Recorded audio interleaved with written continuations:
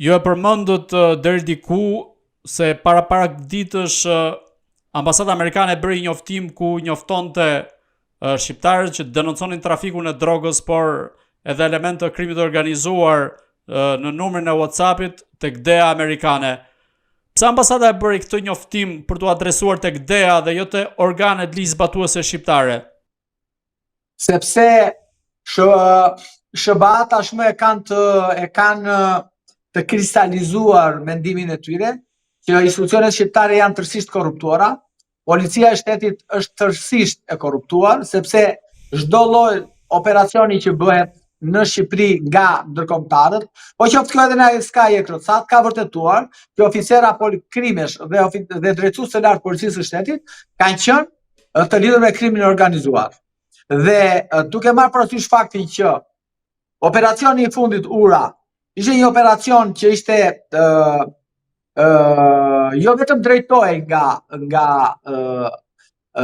antimafia, nga prokurorët e antimafjes, por ishte hetuar prej tyre, ishte kryer të gjitha veprimet procedurale prej tyre dhe duke marrë parasysh faktin që vendimi për masat e arrestit ishte dhënë që në muajin shkurt dhe në Shqipëri u njërtua vetëm në datën 34, pra 11 ditë para zgjedhjeve dhe u ekzekutua një javë pas zgjedhjeve, vërteton dhe njëherë tjetër që DEA amerikane, pra organet ligjzbatuese amerikane, nuk kanë besim të institucionet shqiptare. Unë nuk jap dot përkthim tjetër kësaj, nuk më çon dot asnjë analist tek një rrugë tjetër për të analizuar. Kështu që duke parë që edhe SPAK-u, prokuroria e posaçme, që u ndërtua për luftuar krimin dhe korrupsionin, ka doli një fluks sapuni sepse nuk e ka hetuar atë, nuk po heton atë, në Shqipëri po mbin kulla në atë katër anët, në Shqipëri nuk ka filluar njëherë një hetim për kullat dhe për investitorët strategjik që nuk i dihet as emrat e tyre kush janë, i di vetëm kryeministri dhe duke i qenë në këto kushte që të gjitha investimet me miliona euro në Shqipëri kanë prapavit të krimit organizuar, padyshim që DEA do ndërhyjë sepse ka përgjegjësi për pastrimin e parave dhe padyshim pastaj për krimin organizuar, por mbi të gjitha për rendin dhe sigurinë, sepse ne mos harrojmë që jemi një vend i NATO-s, jemi një vend jetojmë në Ballkan ku është situata shumë vulnerabile dhe padyshim që ata duke mos patur besim tek institucionet shqiptare janë të detyruar të hapin vetë një faqe të tyre, një platformë të tyre ku jep mundësi qytetarëve shqiptar të denoncojnë personat me emër, me grupe, me shoqata, me organizata kështu me radhë.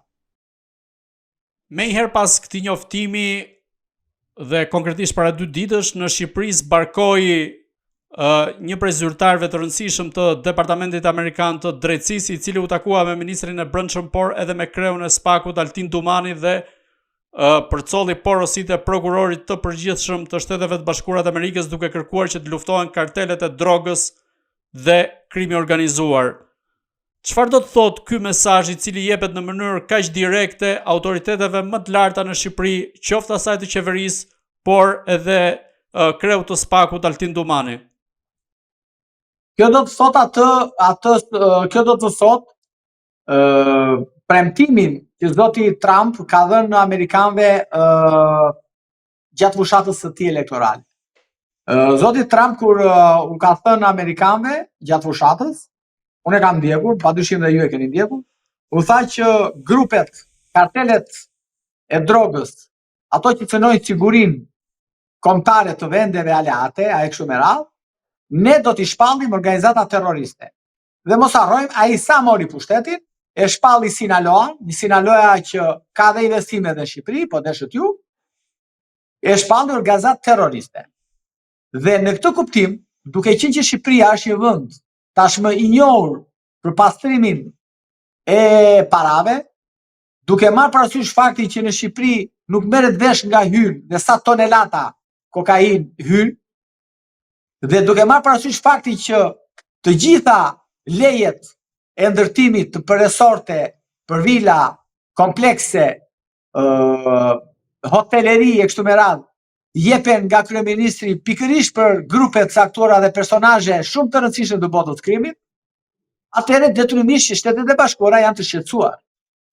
Janë të shqetësuar dhe padyshim që do dërgojnë njeriun e tyre këtu që t'i thonë, ore njerëz, çfarë do bëni? Do ta luftoni krimin e organizuar apo jo? Kjo është mesazhi që ka sjell.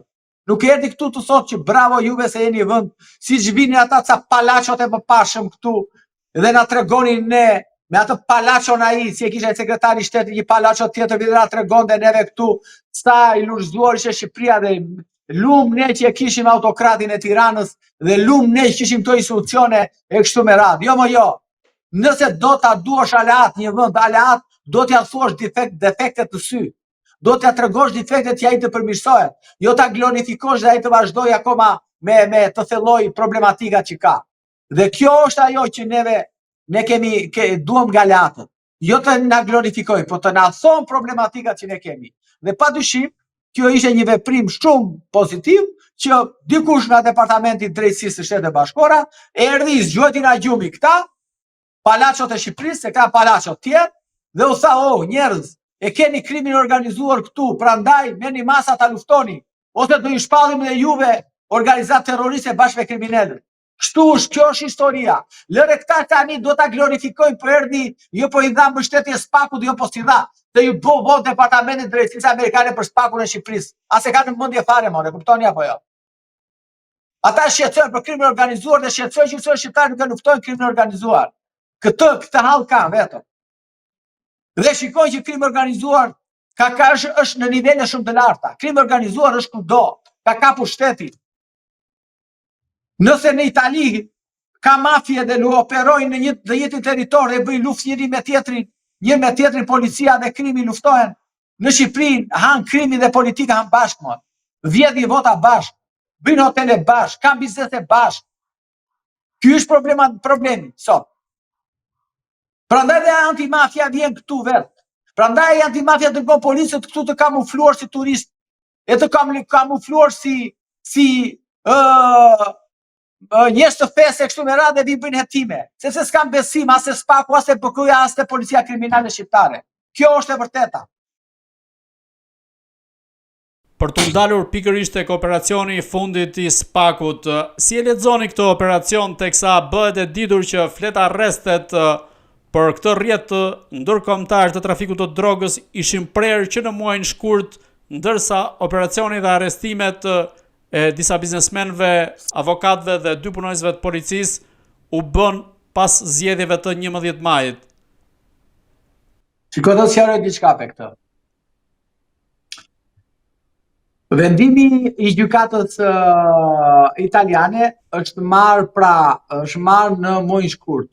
Mos gaboj në 20 shkurt diçka e tillë. 22 shkurt flitet. Dhe urdhë? 22 shkurt flitet diçka e tillë. 22 shkurt, është marrë në 22 shkurt. Është një vendim me 1354 faqe. Një vendim që gjykata ka pranuar kërkesën e prokurorit antimafjes për të kryer X arrestime. Çfarë ka ndodhur? Vendimi që të bësh ekzekutueshëm në Shqipëri, do të njësohej nga gjykata shqiptare. Dhe çfarë ka ndodhur? Kur i ka ardhur prokurorisë tonë të posaçme, SPAK-ut, pra zoti Dumani ja ka quar gjykatës së shkallës së parë të kundër korrupsionit dhe krimit të organizuar në datën 30/4, pra në 30 prill, që i bie 2 muaj 70 ditë me vonesë. Pastaj, pas ish marrë vendimi nga gjykata e posaçme, është dashur akoma edhe mos gaboj edhe 10 apo 15 ditë të tjera për të kryer ekzekutimin. Pra, nuk është i vërtet fakti që duhen disa analistë apo avokat po deshët juve, duhen ta zbukurojnë dhe duhet t'japin nuanca që janë çështje teknike sepse nuk ishin gati e kështu me radhë. Jo. Ajo ka qenë e mirë organizuar sepse vendimi është marrë datën 22 në Itali, ka ardhur në Shqipëri 1354 faqe, mund të përktheshin me njëherë në gjuhën shqipe, mund të përktheshin edhe për një javë dhe mund të çojë pastaj me njëherë gjykatës së posaçme për të kryer ekzekutimet. Dhe nuk mund të pritej kaq gjatë. Por kjo ka patur padyshim një një llogaritje, mund të themi, me agjendën e politikës, që të agjenda e SPAK-ut të ishte njësh me agjendën e politikës, që do të thotë mos të bëheshin arrestimet përpara datës 11 maj, po të bëheshin pas datës 11 maj. Dhe kjo është e vërteta. S'ka asnjë, unë nuk është se unë kam autorsinë të vërtetës, të kuptojmë, po them nga mënyra se si është vepruar në raste të tjera analoge, ka patur një shpejtësi në veprime, nuk ka patur një shtrirje në kohë.